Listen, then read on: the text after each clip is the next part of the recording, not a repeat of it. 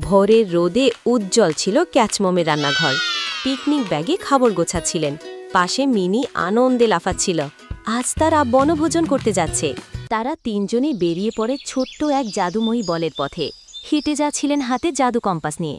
Mini চারপাশে তাকিয়ে মুগ্ধ। হঠাৎই তারা দেখতে পেল এক চকচকে কাচের দরজা, পাহাড়ের ঢালে গাঁথা। মিনি চমকে উঠে বলে, ওমা, এ যে জাদুর দরজা!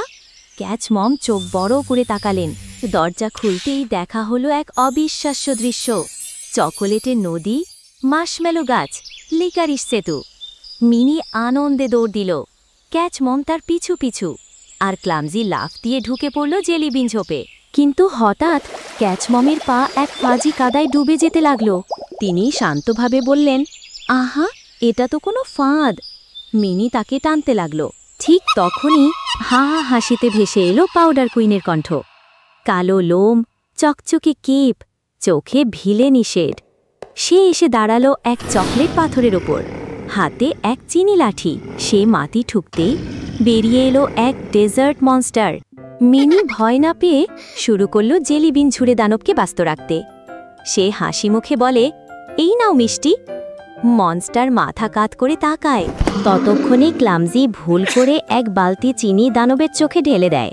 দানব হাঁচি দিয়ে সব গাছ কাঁপিয়ে দেয়। চারপাশে ছড়িয়ে পড়ে চিনির কুয়াশা। এবার ক্যাচমম বের করলেন তার জাদু হুইস্ক। তিনি তা ঘুরাতে ঘুরাতে বললেন, মিষ্টি হোক ভালোবাসায় ভরা।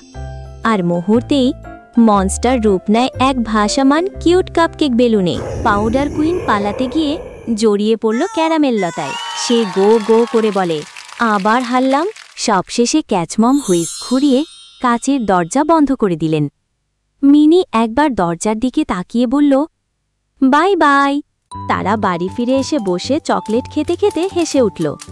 শেষ দৃশ্যে মিনি ক্যামেরার দিকে তাকিয়ে বলে, আগামীবার সালাদ আনবো, ঠিক আছে? সবাই হেসে গড়াগড়ি খায়।